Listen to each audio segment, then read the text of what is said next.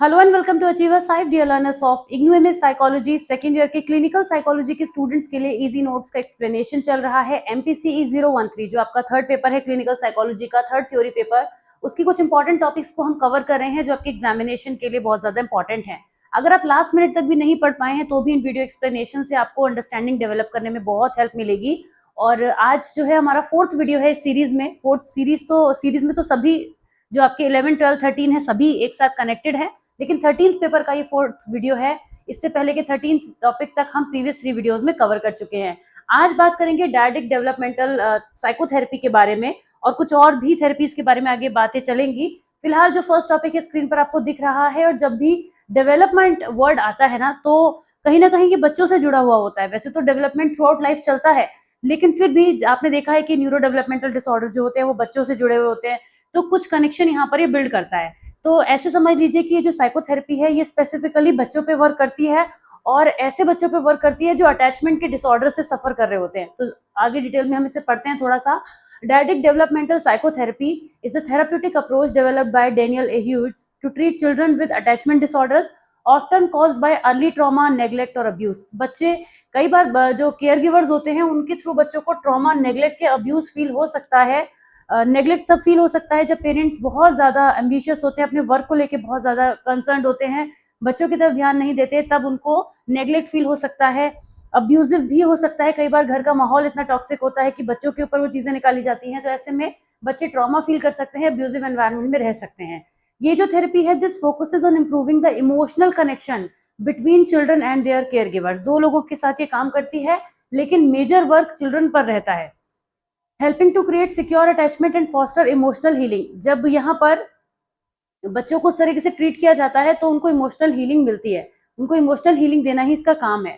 किस प्रिंसिपल्स पे वर्क करती है या फिर क्या क्या चीजें इसमें यूज होती हैं, ऐसे भी समझ सकते हैं। सबसे पहले तो जो थेरेपी है वो अटैचमेंट बेस्ड है, अटैचमेंट थ्योरी में ग्राउंडेड है ये, यानी कि सिक्योर ट्रस्टिंग रिलेशनशिप जरूरी होते हैं हेल्दी इमोशनल डेवलपमेंट के लिए, इस चीज पर इंपॉर्टेंस देती है।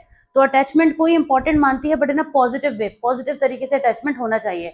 इम्पैथी एंड इमोशनल रिस्पॉन्सिवनेस, जो थेरेपिस्ट होते हैं वो केयर गिवर को हेल्प करते हैं अंडरस्टैंड करने में कि बच्चे की इमोशनल नीड्स पे आपको कैसे सेंसिटिवली वर्क करना है। आपने देखा होगा स्कूल्स में जो छोटे बच्चे होते हैं ना उनके लिए ज्यादातर फीमेल टीचर्स होती हैं। कभी भी अपने नर्सरी सेक्शन में जो किंडरगार्टन सेक्शन होता है या जो अप टू 5th क्लास होते हैं वहां पे अपने मेल टीचर्स नहीं देखे होंगे। मैक्सिमम आपने स्कूल्स में फीमेल टीचर्स को ही देखा है। सीनियर क्लासेस में जरूरत पड़ती है, बच्चे थोड़ा सा शैतानी करते हैं, लेकिन छोटे बच्चे जो होते हैं उनको फीमेल टीचर्स, क्योंकि वो एक मदरली फीलिंग जो होती है ना वो फीमेल टीचर दे सकती हैं। और बच्चे थोड़ा सा लेडीज से ज्यादा समझते भी हैं बातों को, जेंट्स से थोड़ा डर जाते हैं छोटे बच्चे। तो इस वजह से ये चीज होती है कि हम किस तरीके से बच्चे की नीड्स को समझ सकते हैं, वो एक मदर होके ज्यादा अच्छे से समझ पाएंगे, इस वजह से भी फीमेल टीचर होती हैं। तो यहाँ पर जो डीडीपी है वो भी इसी तरीके का कुछ कॉन्सेप्ट फॉलो करती है। फीमेल टीचर की बात नहीं हो रही है यहाँ पे। जो थेरेपिस्ट है वो जो हमारे केयर गिवर है उनको ये अंडरस्टैंड कराने की कोशिश करती है कि आपको जो बच्चा है उसके टुवर्ड्स कितना एम्पैथेटिक बिहेव करना है, राइट, और इमोशनल रिस्पॉन्स भी देना है, उनको इमोशनल सेफ्टी प्रोवाइड करानी है। Therapeutic dialogue, DDP encourages open reflective communication between the therapist, child and care giver, allowing the child to express feeling and the care giver to respond सपोर्टिवली।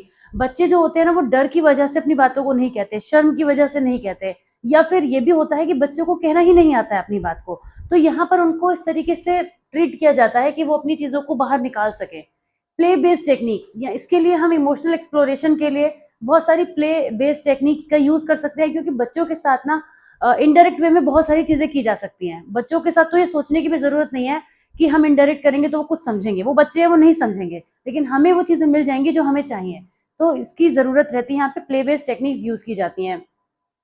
Validation of emotions किया जाता है, यहाँ पे बच्चे के emotions को वैलिडेट करने पे फोकस किया जाता है, जिससे कि उन्हें ये महसूस हो कि उनको समझा जा रहा है, उन्हें एक्सेप्ट किया जा रहा है। तो ये कॉन्सेप्ट्स हैं जो डीडीपी में यूज होते हैं। इन सबके कॉम्बिनेशन से ये थेरेपी चलती है, ऐसे समझ लीजिए। क्या गोल है इसका? गोल तो यही है, ट्रस्ट बिल्ड करना, बच्चों में सिक्योर रिलेशनशिप को डेवलप करना उनके केयर गिवर के साथ में, ट्रॉमा से उन्हें हील करने में हेल्प करना अगर कोई बच्चे ट्रॉमा की वजह से इस तरीके से बिहेव कर रहे हैं, और सबसे ज्यादा इंपॉर्टेंट है चाइल्ड और केयर गिवर के बीच के रिलेशनशिप को इंप्रूव करना। ये इस डीडीपी का सबसे इंपॉर्टेंट वर्क है। इफेक्टिवनेस की बात करें तो बहुत ज्यादा इफेक्टिव है ये थेरेपी, क्योंकि जितने भी कॉम्प्लेक्स अटैचमेंट इश्यूज होते हैं उनको रिमूव करके ये पर्सन को और बच्चे को दोनों को ही हील करने में हेल्प करती है। यहाँ पे पर्सन को हीलिंग की जरूरत नहीं होती, पर्सन को अंडरस्टैंडिंग की जरूरत होती है। केयर गिवर की बात हो रही है, उसको तो अंडरस्टैंड करने की जरूरत होती है। वो जब समझने लग जाते हैं कि किस तरह से चलना है तो रिलेशनशिप में सुधार आता है। लेकिन बच्चे के साथ ज्यादा वर्क करना होता है, जैसे मैंने शुरू में बताया। ओके, यहाँ पे इमोशनल रेगुलेशन को हेल्प इंप्रूव करने में हेल्प मिलती है, बिहेवियर, रिलेशनशिप, इन सबको इंप्रूव करने में हेल्प मिलती है। नेक्स्ट टॉपिक पे हम आ जाते हैं, which is object relation theory and attachment theory. दो टॉपिक को कवर किया गया है, दोनों टॉपिक बहुत ही क्लोज हैं। ऑब्जेक्ट रिलेशन थ्योरी और अटैचमेंट थ्योरी दोनों ही बहुत ही ज्यादा प्रोमिनेंट साइकोलॉजिकल फ्रेमवर्क हैं जो अर्ली रिलेशनशिप पे वर्क करते हैं। दोनों ही थ्योरी जो है वो अर्ली रिलेशनशिप पे वर्क करती है। दोनों में से कोई एक भी आ जाती है ना अगर शॉर्ट में 3 मार्कर में, तो भी आप लिख सकते हैं। हम इस टॉपिक के एंड में चल के इन दोनों को कंपेयर भी करेंगे, क्योंकि जब हम पढ़ेंगे तो लगेगा ये तो बिल्कुल सेम है।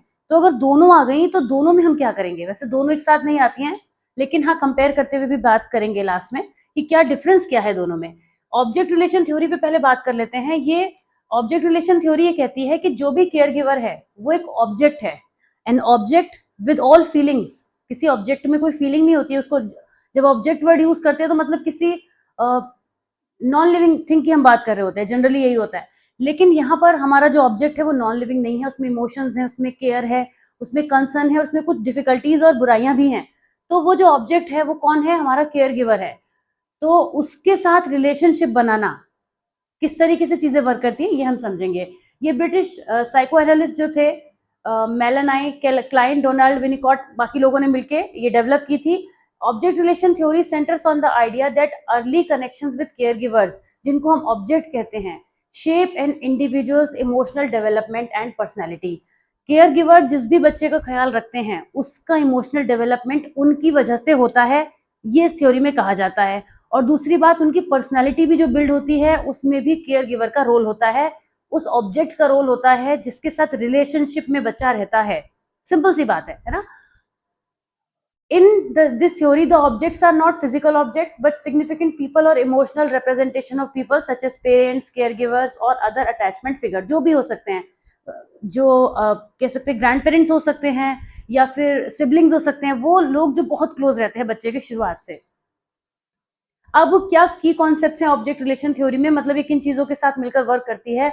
internalized object, the child forms mental representation of their caregivers which influence their perception, behavior and relationship throughout life। throughout life तो बाद में होगा, लेकिन आप ऐसे समझ लीजिए कि अगर एक केयर गिवर बच्चे को बहुत अच्छे से केयर देता है, घर में बहुत ज्यादा पैम्पर करता है, बहुत जिस तरीके का भी वो बिहेवियर करता है, अब बच्चा थोड़ा बड़ा हुआ, वो स्कूल पहुंचा, तो बच्चे के माइंड में वो जो सामने टीचर होंगी ना, या जो स्कूल में आपने देखा है कि कुछ आंटी टाइप लोग होते हैं ना, जो हेल्पर टाइप जो होते हैं, वो बच्चों को हेल्प करते हैं, तो उनके बारे में भी जो बच्चा है वो वैसा ही मेंटल रिप्रेजेंटेशन बनाएगा। थ्रू आउट लाइफ की मैं इसलिए भी बात नहीं कर रही हूँ क्योंकि फिर बहुत सारी चीजों का कॉम्बिनेशन हो जाता है, तो वो एग्जैक्ट तो नहीं चलता, पर यहाँ एग्जैक्ट चलता है। जैसे ही बच्चा स्कूल में आता है तो वो, मैंने अभी बताया था कि फीमेल टीचर्स ज्यादातर होती हैं, तो उसमें वो मदरली फीलिंग को कनेक्ट कर पाता है। वो ये सोचता है कि जैसे मम्मी मुझे प्यार करती है वैसे मैम भी करेंगी, जैसे मैं मम्मी से कुछ भी बात कह लेता हूँ मैं मैम से भी कह सकता हूँ, या जो केयर गिवर वहां पर होते हैं उनसे भी वो सिमिलर बॉन्ड फील कर सकता है। तो ये चीज होती है, यानी कि जो इंटरनलाइज्ड ऑब्जेक्ट की हम यहाँ पे बात कर रहे हैं, तो बच्चा उसी तरीके से बिहेवियर को स्टैब्लिश करता है। These internalised object can be इधर पॉजिटिव और नेगेटिव, जैसे भी है, जिस तरीके की भी अर्ली एक्सपीरियंसेस बच्चा लेगा वैसे ही करेगा। अभी तुमने पॉजिटिव का एग्जाम्पल दिया, बट ये नेगेटिव भी हो सकता है। अगर घर में कोई केयर गिवर उसे बहुत ज्यादा मारते पीटते हैं, बच्चे को डांट लगाते हैं, तो वो स्कूल जाएगा तो डरा सहमा सा रहेगा, उसे लगेगा कि ये जो मैडम है मुझे मार सकती हैं, ये डांट सकती हैं, है ना। तो ये चीजें उसके मन में बिल्ड होती हैं।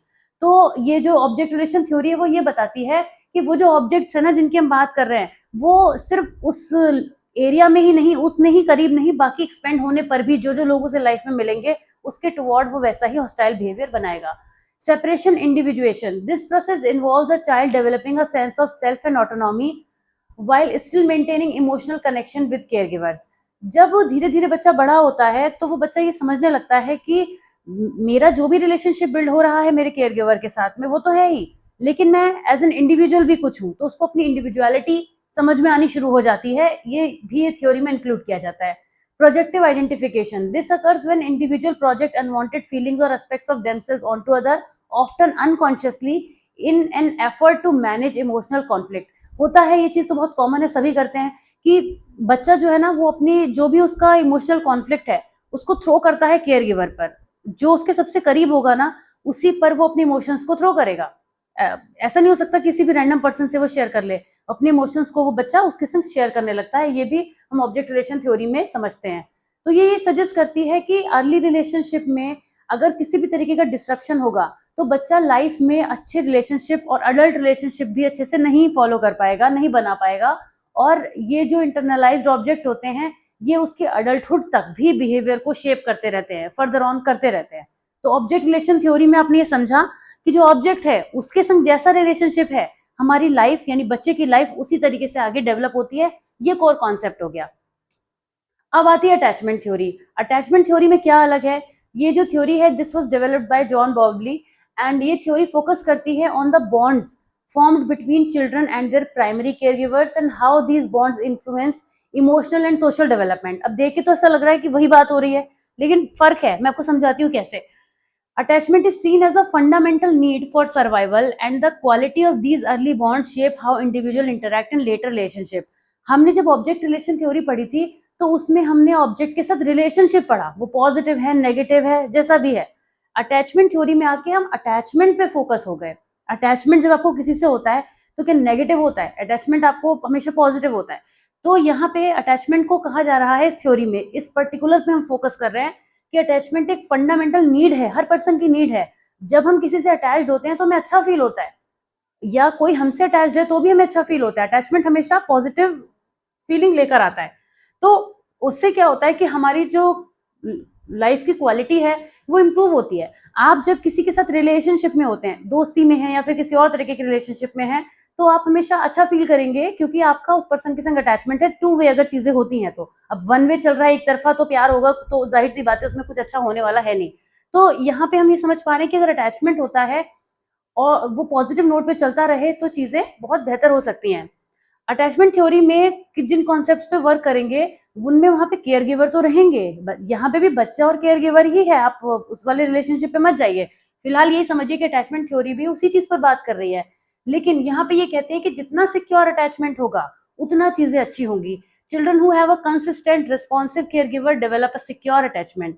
तो उनको दुनिया बहुत ट्रस्ट वर्दी लगेगी। ये लाइन सिमिलर लग रही है ना, कि जब केयर गिवर जो है बच्चे के संग अच्छा बिहेव करते हैं तो उसको लगता है कि टीचर भी मेरे साथ वैसे बिहेव करेगी। लाइन आपको सेम लग रही होगी, लेकिन आप ये समझिए कि यहाँ पे हम स्पेसिफिक हो गए हैं अटैचमेंट पर। देन इनसिक्योर अटैचमेंट, जहां पर नेगेटिव चीजें हो सकती हैं, वहां पे इनसिक्योरिटी भी डेवलप हो जाएगी। इनसिक्योरिटी कब डेवलप होती है? जब अटैचमेंट एक तरफा होता है। अटैचमेंट में नेगेटिविटी नहीं है यहाँ पे, पर इनसिक्योरिटी क्यों आती है? जब कोई पर्सन किसी दूसरे पर्सन को बहुत पसंद करता है, लेकिन दूसरे पर्सन का रिस्पॉन्स उसकी तरफ वैसा नहीं है, तो वो इनसिक्योर फील करता है कि जिस चीज को मैं पसंद करता हूँ या मैं चाहता हूँ, उसका अटेंशन मेरी तरफ नहीं है, या उसका माइंड कहीं और कनेक्टेड है। तो ऐसे में उसको इनसिक्योरिटी फील होने लगती है। तो वो अटैचमेंट जो होता है वो नेगेटिविटी लेकर आता है। इनसिक्योरिटी हमेशा नेगेटिविटी लेकर आती है। तो अटैचमेंट नेगेटिव नहीं है, पर इनसिक्योरिटी की वजह से उसके आउटकम नेगेटिव हो जाएंगे। Strange situation procedure. Mary Ainsworth's research involved observing children's reaction to separation and reunion with their caregivers, which helped identify different attachment style. तो डिफरेंट अटैचमेंट स्टाइल्स भी निकाले गए थे। फर्दर ऑन हमने इस पे डिटेलिंग नहीं करी है, लेकिन फिलहाल इतना काफी समझने के लिए। तो ये अर्ली केयर गिविंग एक्सपीरियंसेस पे फोकस करती है, जो individual, how individual relate to others, कैसे लोग दूसरों के संग रिलेशनशिप बनाएंगे, इस पे फोकस करती है। और ये भी बात कहती है कि सिक्योर अटैचमेंट होगा तो हेल्दी रिलेशनशिप होंगे, इनसिक्योर अटैचमेंट होंगे तो इमोशनल और रिलेशनल डिफिकल्टीज देखने को मिलेंगी। अब आते हैं कंपैरिजन पे, जो मैंने आपसे शुरू में कहा था इस टॉपिक के, कि both theories emphasize the importance of early relationship in shaping emotional development. ये सिमिलैरिटी हो गई, इसको हमने नोट किया। Then object relation theory focus on internal representation and unconscious process, यानी अभी हमने इंटरनल ऑब्जेक्ट वर्ड भी यूज किया था ना, इंटरनल के साथ हमने ऑब्जेक्ट वर्ड लगाया था। तो जो ऑब्जेक्ट्स होते हैं वो फोकस, उन पे फोकस होता है। एंड अनकॉन्शियस प्रोसेसेस, जो चीजें चलती हैं वो अनकॉन्शियसली चलती हैं। लेकिन अटैचमेंट थ्योरी में ऑब्जर्वेबल बिहेवियर पे फोकस होता है, इमोशनल बॉन्ड पे फोकस होता है, एंड अटैचमेंट पे भी फोकस होता है। आप ये भी लिख सकते हैं, ठीक है ना, उस पे भी फोकस होता है। Clear? Attachment theory is more concern with the practical and emotional bond between the child and care giver. और ऑब्जेक्ट रिलेशन थ्योरी जो है वो कैसे अर्ली रिलेशनल एक्सपीरियंसेस होते हैं वो साइकोलॉजिकल डेवलपमेंट होगा ओवर टाइम, इस पे ज्यादा फोकस करती है। यहाँ पे इमोशनल बॉन्ड पे ज्यादा फोकस होता है चाइल्ड और केयर गिवर के, और इसमें इमोशनल से ज्यादा इस चीज पे फोकस होता है कि जो भी एक्सपीरियंसेस उसको मिलेंगे उससे कैसे फ्यूचर में उसकी पर्सनैलिटी शेप होगी। ओके, तो दोनों ही थ्योरी जो है अपने अपने तरीके से वर्क करती हैं, दोनों को ही आपने समझ लिया है तो समराइज आप अपने वर्ड्स में कर सकते हैं, नहीं तो इसको आप पढ़ सकते हैं। आ जाते हैं नेक्स्ट टॉपिक पे which is psychodynamic. Okay, psychodynamic couple therapy. Psychodynamic couple therapy में साइकोडायनामिक्स के कॉन्सेप्ट्स को आप लिखेंगे, जो कि मैं बहुत ज्यादा रिपीट करूंगी नहीं, लेकिन आपको ये समझा दूं कि ये कपल थेरेपी कैसे वर्क करती है। साइकोडायनामिक थेरेपी आपने इंडिविजुअल पर तो समझी हुई है, आपको पता है कि जब साइकोडायनामिक थेरेपी अप्लाई की जाती है तो एक इंडिविजुअल और जो हमारे थेरेपिस्ट होते हैं, क्लाइंट और थेरेपिस्ट, इनके बीच रिलेशनशिप बनता है। लेकिन कपल थेरेपी में चीजें बदल जाती हैं, अब क्लाइंट के साथ एक और पर्सन है और थेरेपिस्ट, तो यहाँ पे इन तीनों के बीच रिलेशनशिप बनता है। जब हम ट्रांसफरेंस और काउंटर ट्रांसफरेंस की बात करते हैं, वो उसका भी सिस्टम थोड़ा सा बदल जाता है। तो कुछ चीजें बदलती हैं पर बहुत सारी चीजें सिमिलर भी रहती हैं। ये एक फॉर्म ऑफ थेरेपी है जो अंडरस्टैंड करने में हेल्प करती है resolving unconscious emotional conflict that affect relationship dynamics. आप हर पॉइंट को रिलेशनशिप से जोड़ के चलेंगे, क्योंकि कपल थेरेपी है, कपल है तो कपल की प्रॉब्लम रिलेशनशिप में ही आएगी निकल के। अब जब इंडिविजुअल साइकोडायनामिक होती है तो इश्यू कुछ भी हो सकता है, लेकिन जब कपल थेरेपी है साइकोडायनामिक तो इश्यू रिलेशनशिप से रिलेटेड ही होंगे। तो ये थेरेपी जो है रिलेशनशिप को अफेक्ट करने वाले जितने भी इश्यूज हो सकते हैं उन पर वर्क करती है। साइको एनालिटिकल प्रिंसिपल पर रूटेड है ये। Again it examines how past experience, unresolved conflict and individual personality pattern influence current relationship issues. कुछ कपल्स में शुरुआत में चीजें बहुत अच्छी होती हैं, एक्चुअली सभी में बहुत अच्छी होती हैं, बट लेटर ऑन चीजें बदलती जाती है। कुछ लोग अपनी मेच्योरिटी से उनको हैंडल कर लेते हैं, और कुछ लोग के साथ और भी बहुत सारे फैक्टर्स हो सकते हैं, क्योंकि उन्हें मेच्योर तो नहीं कहा जा सकता, फैक्टर्स बहुत सारे हो सकते हैं, चीजें संभल नहीं पाती और वो इतनी ज्यादा बिगड़ती चली जाती है कि फिर उनको संभालना बहुत ज्यादा डिफिकल्ट हो जाता है। तो ऐसे में बहुत पीछे जाकर इस थेरेपी की हेल्प से, बिल्कुल शुरुआत से जहां से वो रिलेशनशिप शुरू हुआ था, क्योंकि जाहिर सी बात है वो रिलेशनशिप जब शुरू हुआ होगा तो दोनों ही अडल्ट रहे होंगे, तो इतना होश तो होगा कि उस समय पे चीजें क्या थी। ये किसी हम बच्चे के बर्थ से तो चीजें शुरू कर नहीं रहे हैं जो हमें पता ना चले, कि वो बता ना सके कि क्या क्या हुआ था। तो ऐसे में एक बहुत ही डीपर इंसाइट हम लेते हैं कि कैसे चीजें शुरू हुई थी, फिर कहाँ से बदलाव आने शुरू हुए, कैसे चीजें हुई। तो दोनों लोग जो होते हैं वो थेरेपिस्ट के साथ में बैठ के इन चीजों पे वर्क करते हैं। यहाँ पे पास्ट में हम जाते हैं, जितना पास्ट की चीजों को लेकर चल सकते हैं, क्योंकि सुधार वही होना है, जहाँ पे गलतियां हुई हैं चेंजेस वही होने हैं। तो उस तरीके से प्रोसेस चलता है। हम यहाँ पे अनकॉन्शियस प्रोसेसेस पे वर्क करते हैं कि जो भी हमारा इमोशनल टर्मोइल है वो कहीं ना कहीं अनकॉन्शियस थॉट, फीलिंग और बिहेवियर की फॉर्म में स्टोर होता चला जा रहा है, तो उसको निकालने की कोशिश की जाएगी। कुछ फैक्टर हो सकते हैं जो दोनों के इंडिविजुअली चाइल्डहुड एक्सपीरियंस की वजह से हो सकते हैं, तो वो इंडिविजुअली भी वो फैक्टर निकाले जाते हैं। जैसे कि सिंगल पर्सन के साथ किया जाता है, वैसा काम दो लोगों के साथ अलग अलग किया जाता है। ट्रांसफरेंस के प्रोसेस में क्या होता है कि जैसे एक पर्सन दूसरे पर्सन के ऊपर अपनी चीजों को थ्रो कर सकता है, अभी जो थेरेपिस्ट है उनके ऊपर ना रिफ्लेक्ट करके दूसरे पर्सन के ऊपर कर सकता है। तो इस तरीके से चीजें होती है।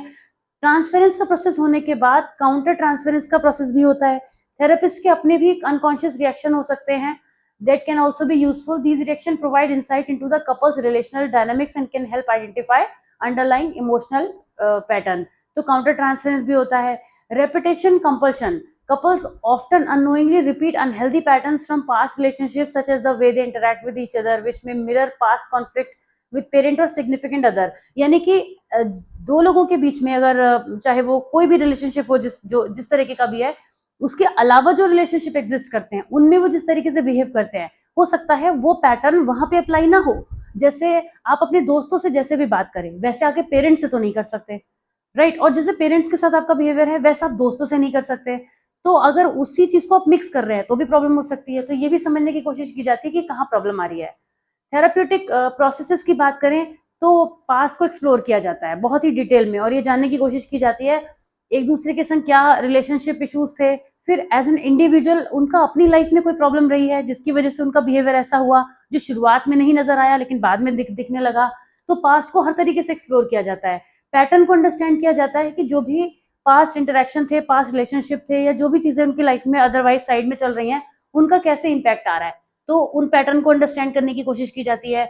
कम्युनिकेशन को इम्प्रूव करना एक बहुत बड़ा काम है यहाँ पे और टास्क है, क्योंकि सारी बातें तो कम्युनिकेशन से बिगड़ती हैं। हम जिस तरह से अपनी बात कहते हैं ना, उस बात का महत्व, उस बात की इंपॉर्टेंस उस बात का कोर कंटेंट तक हमें अलग नजर आ सकता है, बिकॉज हम उसको कह किस तरीके से रहे हैं। तो communication, the way we represent our thought, ये बहुत इंपॉर्टेंट होता है।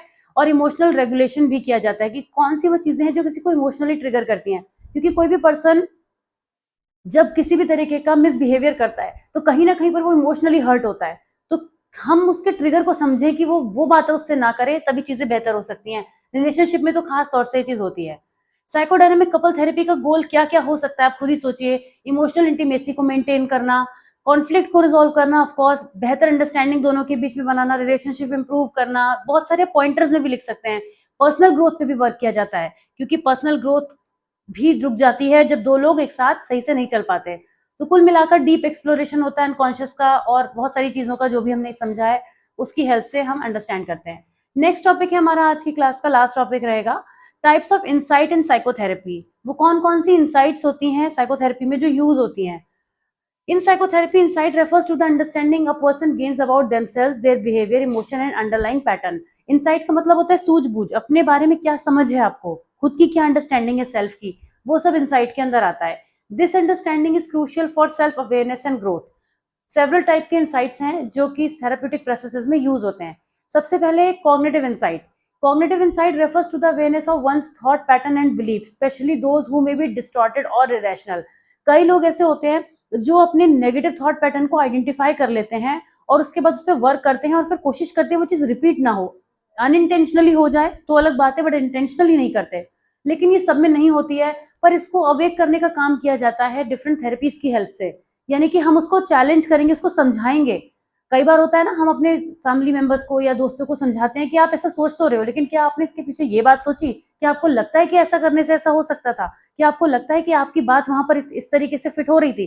तो उस पर्सन को लगता है हाँ ये बात तो ठीक कह रहा है, मैंने शायद ये बात गलत कह दी। लेकिन जब हम अकेले बैठे हैं ना, खुद ही से अपनी बातें कह रहे हैं, खुद ही को सब कुछ मान लिया हमने, तो हम नहीं चैलेंज कर पाएंगे। एक दूसरे पर्सन की जरूरत होती है, और वो पर्सन वो होता है जिस पर हम ये भरोसा करते हैं कि ये हमें जज नहीं कर रहा है। वो थेरेपिस्ट से बेटर कोई नहीं हो सकता, क्योंकि हर पर्सन ये सोचता है कि मुझसे ज्यादा दुनिया में किसी को कुछ नहीं आता, और जो मैं सोच रहा हूँ वो सब सही है। ये कॉमन है, बहुत ही 99% तो यही है। हो सकता है आप 1% की कैटेगरी में आते हो तो आपको लगे कि नहीं, और साइकोलॉजी वाले तो 1% की कैटेगरी में आते ही आते हैं। लेकिन नॉन साइकोलॉजी में आप देखिएगा, हर पर्सन को मैक्सिमम को लगता है कि जो मैं कह रहा हूँ वो सही है। बड़ा मुश्किल होता है, लेकिन वो जब थेरेपिस्ट के पास होता है ना, तो थेरेपिस्ट के आगे वो हर बात को राजी हो जाता है समझने के लिए। तो थेरेपिस्ट बहुत सारी थेरेपीज की हेल्प से उनके अनहेल्पफुल थॉट्स हो गए, जो अनहेल्दियर थिंकिंग पैटर्न है, उनको चैलेंज करते हैं, उन्हें समझाते हैं, तो वो रियलाइज करते हैं कि हाँ मैं गलत ही सोच रहा था, जिससे उनको कॉग्निटिव इंसाइट मिलती है। और ये उस टाइम के लिए नहीं होती, आगे के लिए भी होती है। तो कॉग्निटिव इंसाइट की हेल्प से उनको अपने थॉट को समझ पाते हैं कि कैसे हमने गलत सोचा, तभी हमने गलत फील किया, तभी हमने गलत बिहेव किया। तो वो साइकिल समझ पाते हैं, और जिसकी हेल्प से वो अपनी इमोशनल रेगुलेशन को मेंटेन कर पाते हैं। फिर आता है emotional insight. Emotional insight is the ability to understand and recognize one's emotions and the underlying cause of those feeling. इसको आप इमोशनल इंटेलिजेंस से भी जोड़ सकते हैं, बहुत क्लोज है इमोशनल इंटेलिजेंस के, क्योंकि this insight is often central to therapy such as emotion focused therapy, where individuals learn to identify, accept and express emotion in a healthy way. Similar जैसे कॉग्निटिव में आपने समझा थॉट्स को लेके, particularly emotions को लेके भी समझाया जाता है कि अब ये कैसे होगा। कुछ लोग बहुत इमोशनल होते हैं और वो इमोशनल ही डिसीजंस लेते रहते हैं, प्रैक्टिकली नहीं सोच पाते। तो उन्हें समझाना होता है कि आपको दोनों का बैलेंस करना है। अगर आप बहुत ज्यादा प्रैक्टिकल हो जाएंगे लाइफ में, तो आप एकदम पत्थर के नजर आने लगेंगे, वो आपकी पर्सनैलिटी में दिखने लगेगा, बहुत रफ आप नजर आने लगेंगे। अगर आप बहुत ज्यादा इमोशनल हो जाएंगे तो आप टू सॉफ्ट हो जाएंगे। टू सॉफ्ट का मतलब हो गया कि जब कोई चीज बहुत ज्यादा सॉफ्ट होती है तो उसे कैसे भी मरोड़ा जा सकता है ना। ये होता है कि मतलब मरोड़ा जाने का मतलब हो गया कि उसको इंसान, दूसरा पर्सन कैसे भी यूज कर लेगा आपके इमोशंस को। तो ना तो बहुत प्रैक्टिकल होना है, बहुत प्रैक्टिकल होना आपके खुद के लिए नुकसानदायक है, और बहुत इमोशनल होना दूसरों को फायदा करा बैठेंगे आप, वो भी नुकसान आपके लिए है उसमें भी। तो वो बैलेंस कैसे करना है, वो इमोशनल इंसाइट के थ्रू होता है। इमोशनल इंसाइट को अवेक किया जाता है डिफरेंट थेरेपीज के थ्रू, जिसमें हम अपने इमोशंस को और अपनी प्रैक्टिकल लाइफ को बैलेंस करके चलते हैं, जिससे सब चीजें बेटर हो पाती हैं।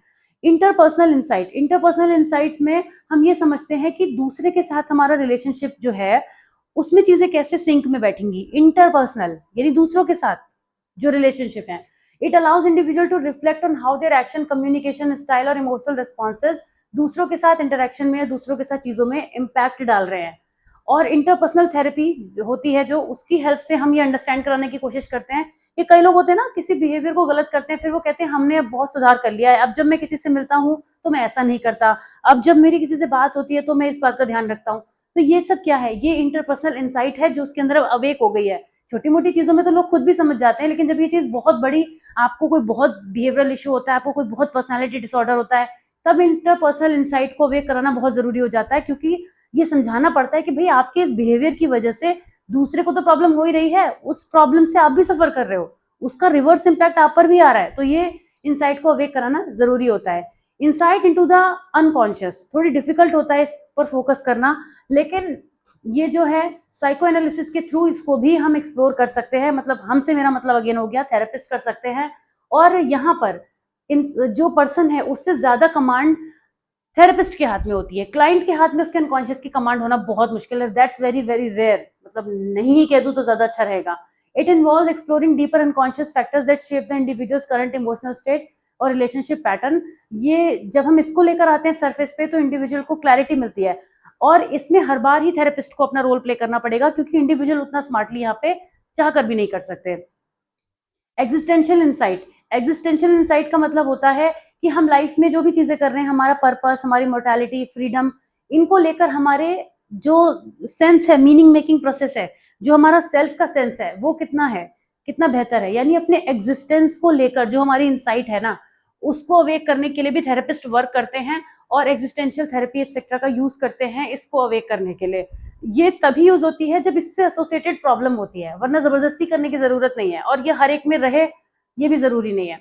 बहुत सारे लोग अपनी लाइफ में इन चीजों को खुद ही एक्सप्लोर कर लेते हैं, तो वो कर सकते हैं। तो इनसाइट जो है वो एक बहुत ही वाइटल टूल है सेल्फ डिस्कवरी और चेंज के लिए। सेल्फ डिस्कवरी मतलब जो लोग अपने लेवल पर चीजों को कर सकते हैं वो कर पाते हैं, जिनके लिए ज्यादा डिफिकल्टी हो जाती है वो थेरेपिस्ट के पास जब जाते हैं तो थेरेपिस्ट इन सभी टाइप की इनसाइट को अवेक करने का काम करते हैं। और ये बहुत छोटा प्रोसेस होता है, इसके अंदर छोटे से मतलब प्रोसेस, वो वर्क छोटा नहीं है, वो एक पूरी पिक्चर में आपको एक छोटे सीन की तरह से समझ में आएगा, लेकिन वो अपने आप में एक अच्छी खासी प्रोसेसिंग होल्ड करता है। राइट, तो इस तरीके से इंसाइट पर वर्क होता है। मेरे ख्याल से इंसाइट बहुत अच्छे से समझ गए होंगे आप डिफरेंट टाइप की। प्रैग्मेटिक थेरेपीज को हम नेक्स्ट वीडियो में कवर करेंगे, क्योंकि हाँ आज का वीडियो हमारा हो चुका है, आज का जो हमारा टाइम है। ये 4th वीडियो था, कैसा लगा जरूर बताइएगा। नेक्स्ट वीडियो में मैं आपसे मिलूंगी 5th पार्ट में। Till then take care of yourself, see you soon, bye bye.